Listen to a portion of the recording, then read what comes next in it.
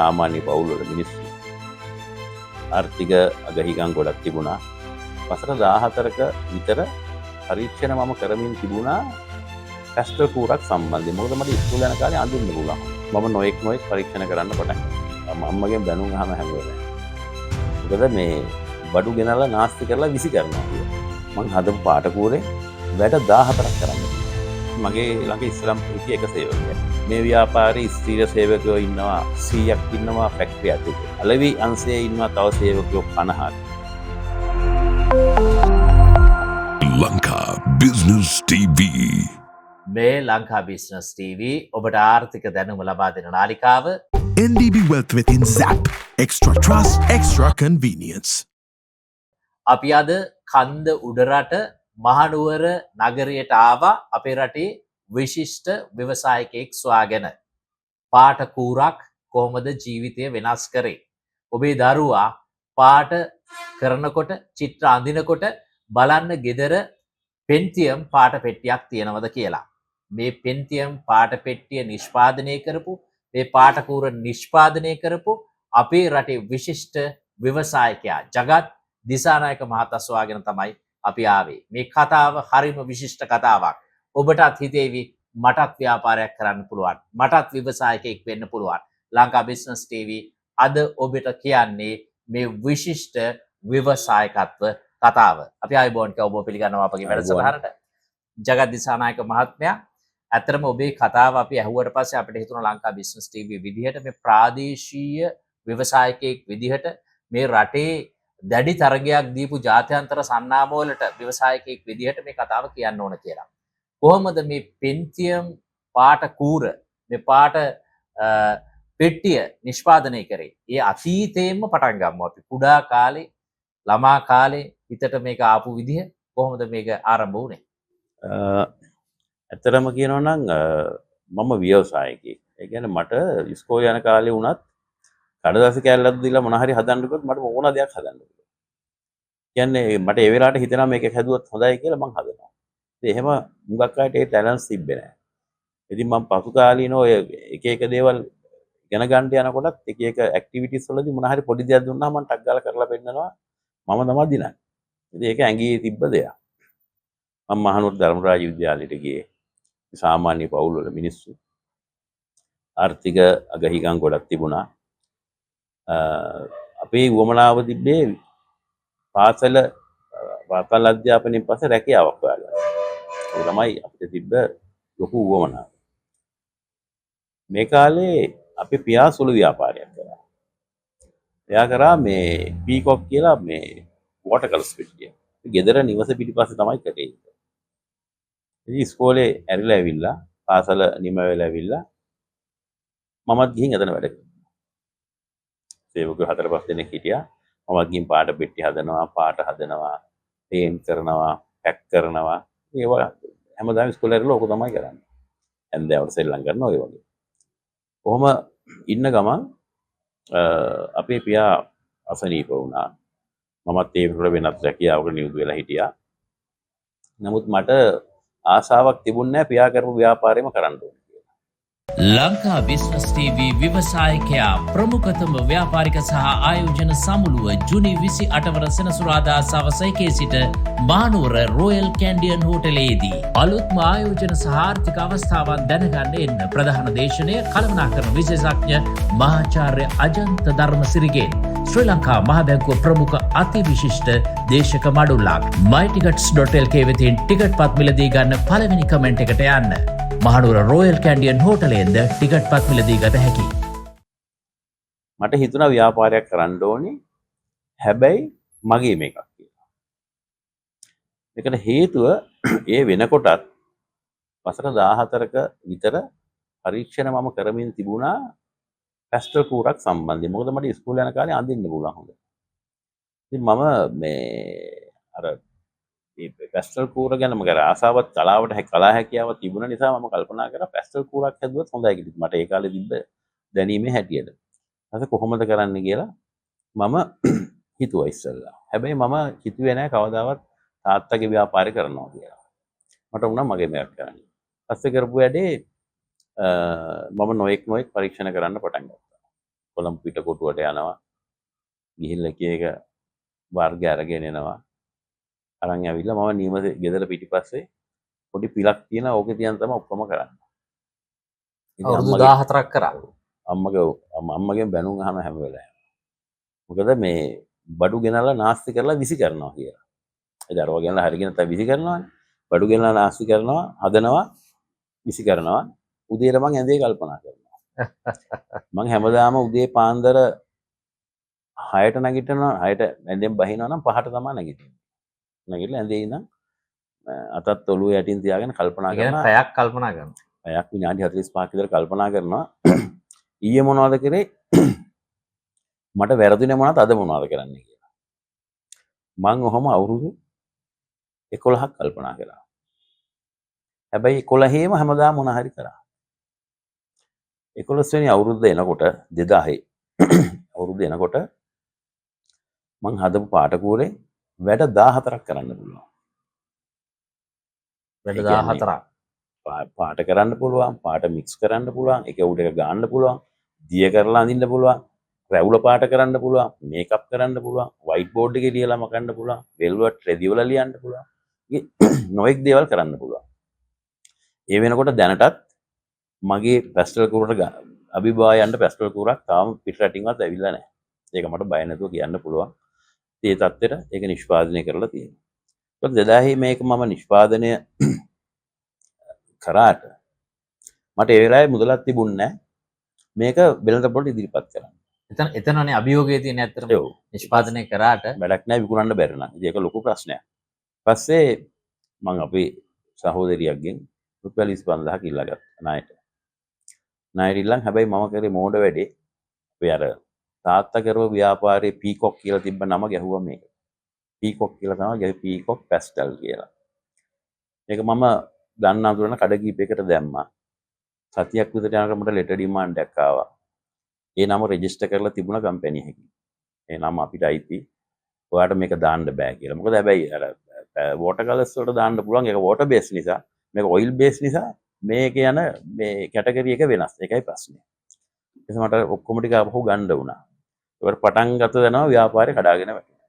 ඔය 2000 අවුරුදු 11කට පස්සේ 2000 පස්සේ මම කල්පනා කර කර ගියා දැන් මම මොකද්ද කරන්නේ කියලා. දැන් මට හොඳ නමක් නම් එන්නෙත් නැහැ. එන්න ඕ ගෑනු ළමයිගේ නම් වයසක මිනිස්සුගේ නම් ගස්වල නම් සත්තුන්ගේ නම් ඒවා දාන්න හිතෙන්නෙත් නැහැ. නිකන් ගැලපෙන්නේ නැහැ වගේ. හොඳ නමක් හොයන්න ඕන කියලා කල්පනා කර කර ගිහිල්ලා තමයි මම පෙන්ටියම් කියන නම දැම්මේ.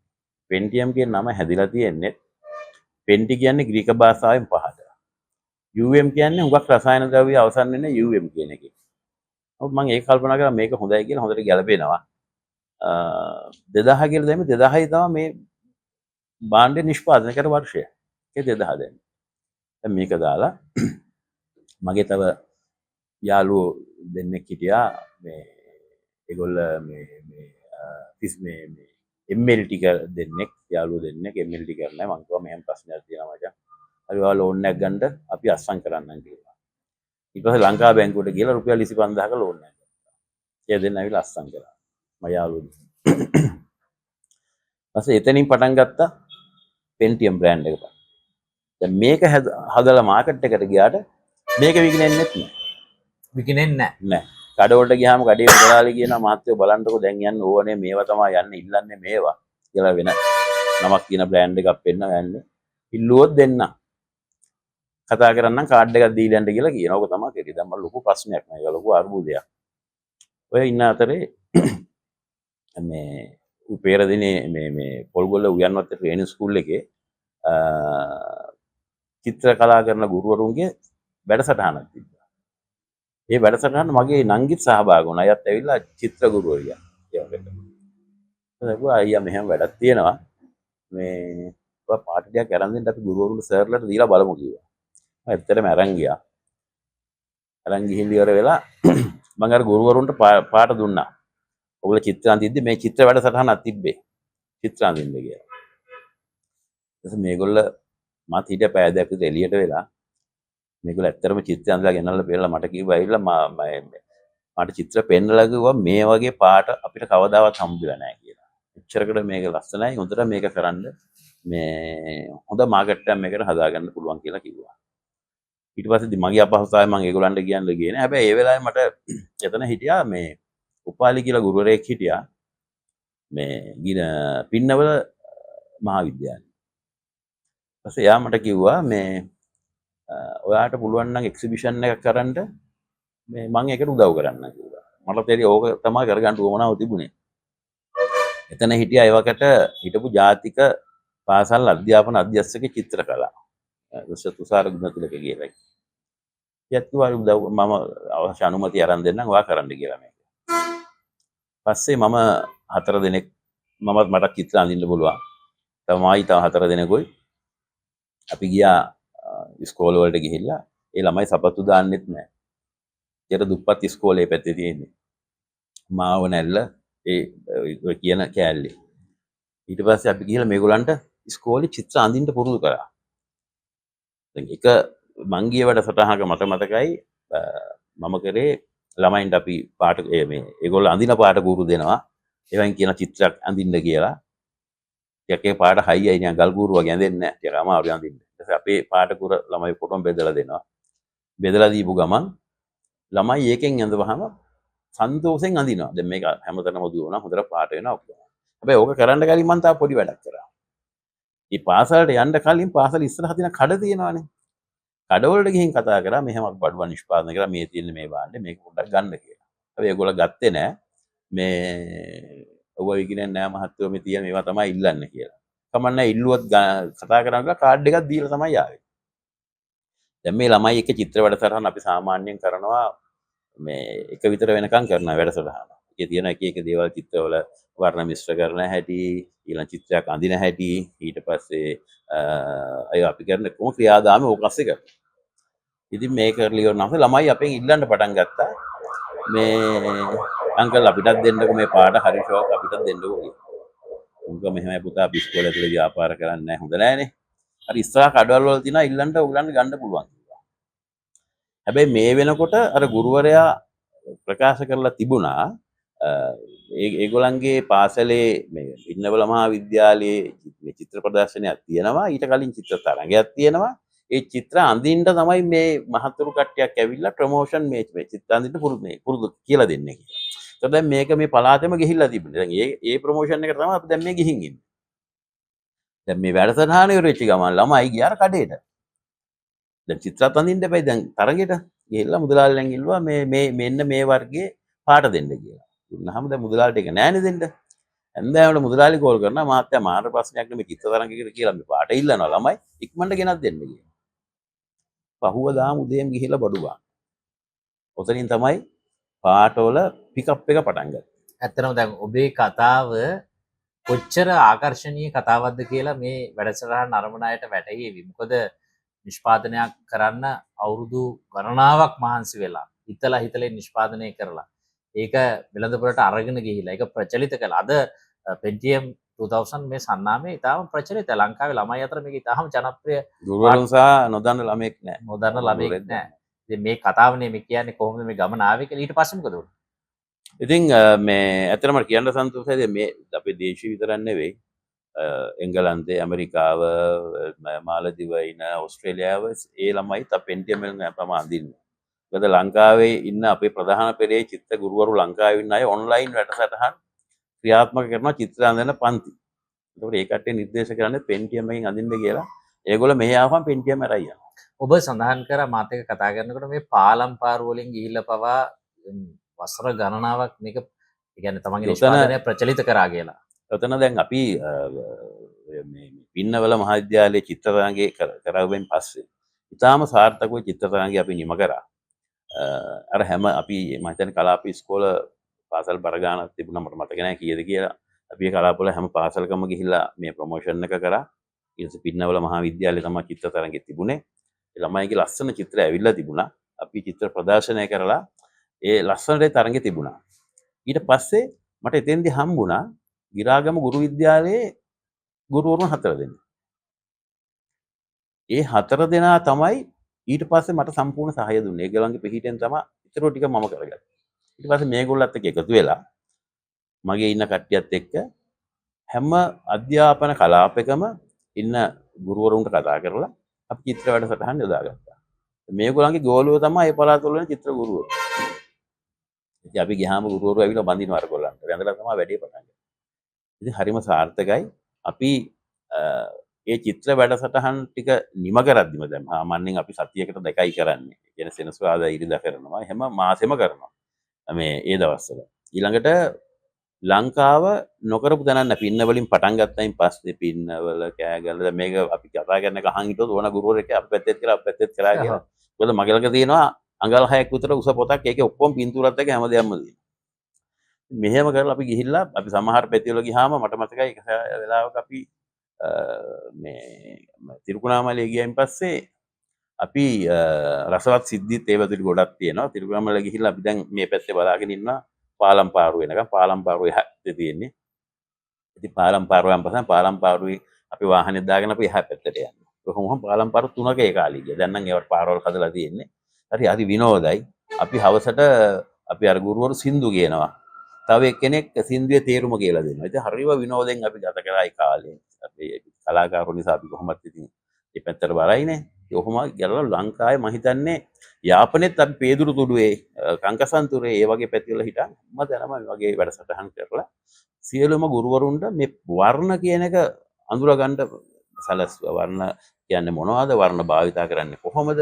මේ වගේ චිත්‍රය විතරක් නෙවෙයි තව දේවල් කරන්නේ නිර්මාණ කරන්නේ කොහොමද? ඊළඟට චිත්‍රය තුළින් දරුවා හඳුනාගන්නේ කොහොමද කියන වැඩසටහනක විශේෂ වැදගත්. මොකද දරුවෙක් චිත්‍රයක් අඳිනකොට අපිට අඳපු චිත්‍රය දිහා බලලා කියන්න පුළුවන් ළමයාගේ ගෙදර තියෙන වටපිටාව.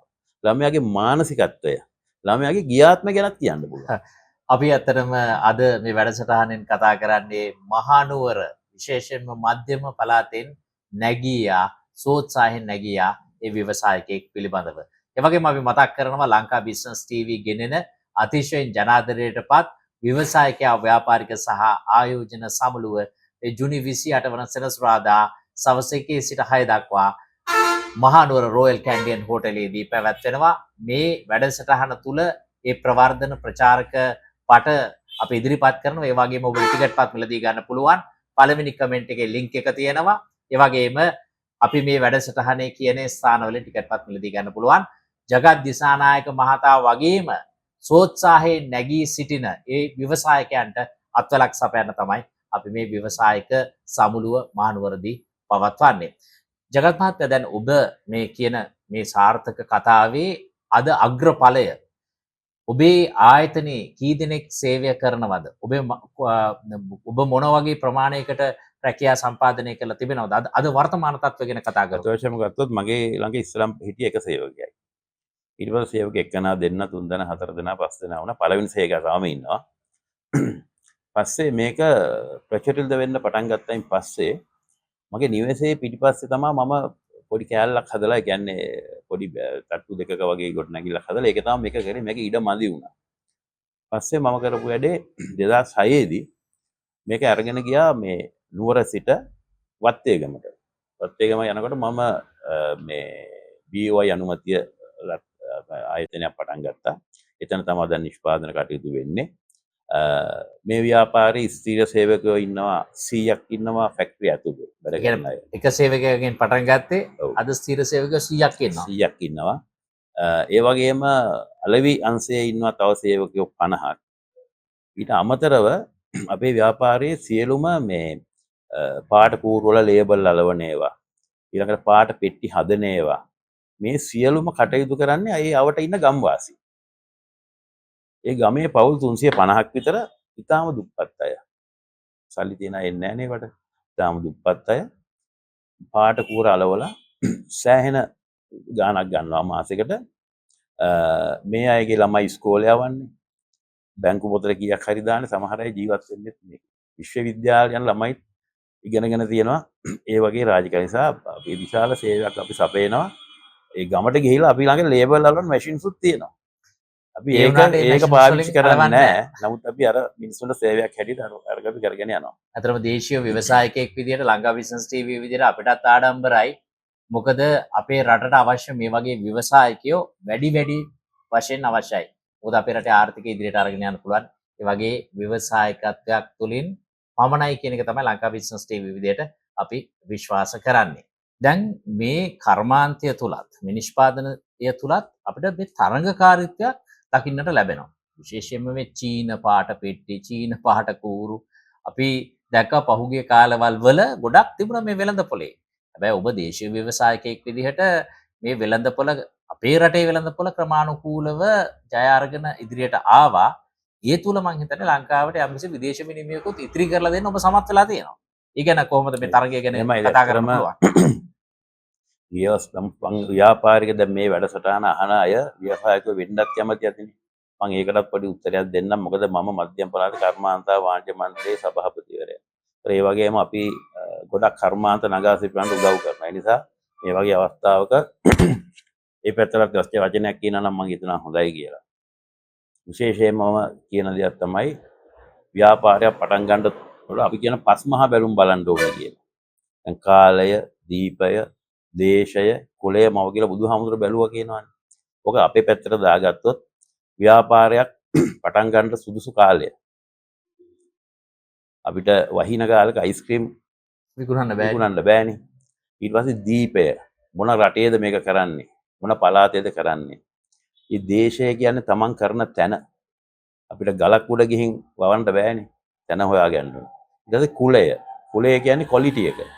අපි කරන භාණ්ඩේ නිෂ්පාදනයේ ක්වොලිටි හරියට තියාගන්න ඕනේ. මව කියන්නේ ව්‍යවසායකයා. ඒතර ව්‍යවසායකත්වයේ මේ මනුස්සයාට තියෙන්න ඕනේ. ව්‍යවසායකත්වය නැත්නම් ඔය මොකවත් කරන්න බෑ. එක. දෙවෙනි එක තමයි යම් කිසි කෙනෙක් යම් කිසි නිෂ්පාදනයක් කරනවා නම් ඒකත් තියෙනවා තෝරාගන්න ක්‍රම කීපයක්. කන දේවල්, බොන දේවල්, කැඩෙන දේවල්, බිඳෙන දේවල්, පිච්චෙන දේවල්. මෙන්න මේ පහෙන් එකක් කරොත් අනිවාර්ය ව්‍යාපාර ක්ෂේත්‍රයේ ජය ගන්න පුළුවන්. ඔතුමා ඉතාමත්ම වැදගත් කතාවක්. එතකොට මොකද නැත්තම් අපි සමහර පුටුවක් හැදුවත් ওই පුටුව අවුරුදු 10කටවත් තව පුටුවක් ගන්න නැහැ නේ මිනිස්සේ. ඒ පුටුව තියෙනකන් ගන්න නැහැ. ඒ වගේ තමයි. ඉතින් ඒ නිසා ව්‍යාපාරික වැඩෙනවා. ඒ වගේම තමයි ව්‍යාපාරික ක්ෂේත්‍රයේ යම් මට්ටමකට දියුණු වෙනකොට මිනිස්සේ එයා ව්‍යාපාරයේ ලියාපදිංචියේ ඉඳන් ව්‍යාපාරයේ කරන තැනට එනකම් ඒ රජයේ අවශ්‍ය සහතික, ඒ අවශ්‍ය ලියකියවිලි, ඒ ලියාපදිංචි කිරීම, අනුමත කිරීම ඒ ඔක්කොම ටික කරගන්න ඕන. නැත්තම් හැදෙන ව්‍යාපාරේ මගදී කඩා වැටෙනවා. ඒක අනිවාර්යෙන් කරන්න ඕන දෙයක්. ඊට පස්සේ තමන්ගේ ව්‍යාපාර ඥානය එයා හිතනවා එයාගේ ව්‍යාපාර ඥානය ඇති කියලා. ඒක මදි. අපි අර ඉස්සර වගේනේ අපි වෙළඳපොළට හරියට පිවිසෙනවා නම් අපිට ව්‍යාපාර ඥානය හරියටම තියෙන්න ඕනේ. අපි උදාහරණයක් හැටියට අරගත්තොත් අපි ත්‍රිකෝණයක් ඇඳලා එක තුනට කැඩුවොත් ත්‍රිකෝණයේ උඩම කොටුවේ ඉන්න මිනිස්සු අපි බඩු ගන්න නැහැ. ඒගොල්ලෝ ගන්න පිටරට බඩු තමයි. පිටරට 9න් තමයි බඩු ගන්න. කොටුවේ මැද ඉන්නේ අපි රජයේ සේවක සහ මධ්‍යම පාන්තිකයෝ. කොටුවේ යටම ඉන්නේ වැඩිම කොටුවේ යට කෑල්ල ත්‍රිකෝණේ. තුප්පත් මිනිස්සු. ඒගොල්ලන්ට බ්‍රෑන්ඩ් නේම් එකක් ඕන, ට්‍රේඩ් මාර්ක් එකක් ඕනේ නැහැ. ඒගොල්ලන්ට ඕනේ මිල විතරයි. මේක හොඳට තේරුම් ගන්න ඕනේ. මේක තේරුම් අරගෙන මේ තුන්ගොල්ලන්ටම හරියන බඩුවක් හදන්න ඕනේ.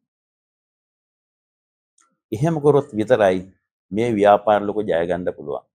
නැත්නම් එක කාණ්ඩයකට විතර බඩුවක් හදලා කවදාද ව්‍යාපාර ලෝක ජය ගන්න බෑ. වැඩිපුරම මාකට් එකේ තියෙන අර කොටුවේ යටම ගෑලි ත්‍රිකෝණය. එතන තමයි මාකට් එක තියෙන්නේ. ඉතින් මේවා ගැන හරි අවධානයක් යොමු කරන්න ඕනේ. අතරම ජුනි 28 වෙනිදා මානුවර පැවැත්වෙන ව්‍යවසායකයා ව්‍යාපාරික සහ ආයෝජන සමුළුවේදී ඔබටත් අත්‍තරම මම හිතන්නේ අදහස් දක්වන්න පුළුවන් වෙයි ප්‍රේක්ෂකාගාරයේ ඉඳලා මේ වටිනා අදහස් ඔබට මේ සමුළුවට සහභාගී වෙන්න පුළුවන්. අත්‍තරම අපි මේ වැඩසටහන අවසන් කරන්න හදන්නේ අපිට කාල වේලාව සීමිත නිසා අවසාන වශයෙන් ඔබ ඉතා වැදගත් දෙයක් කිව්වා මේ වැඩසටහනට ප්‍රවේශ වෙන්න කලින් මම කරපු පෙර සාකච්ඡාවේදී අදටත් දිනයකට පැයක් කල්පනා කරනවා කියලා. ඒක තමයි ඇත්තටම අපි යම් කෙනෙක් මේ වැඩසටහන බලන ව්‍යවසායකයෙක් නම් ඕනම නිෂ්පාදයක් ව්‍යවසායකයෙකුට කරන්න පුළුවන් පළවෙනි දේ තමයි හැමදාම දවසකට ඉස්සලම් පැය භාගෙන් පටන් ගන්නට පැයක් විතර කල්පනා කරන්න. අද ඔයාට හිතෙන දේ හෙට අලුත් විදිහකට පේනවා. හෙට හිතෙන දේ අනිද්දාට අලුත් විදිහට පේනවා. අනිද්දාට හිතෙන දේ ඊට පස්සේ අලුත් විදිහට පේනවා. මාසයක් දෙකක් කල්පනා කරද්දී තමන්ට හිතන්න බැරි නිෂ්පාදනයක් තමන්ගෙන් බිහි වෙනවා. ඒක තමයි සරලම කතන්දරය.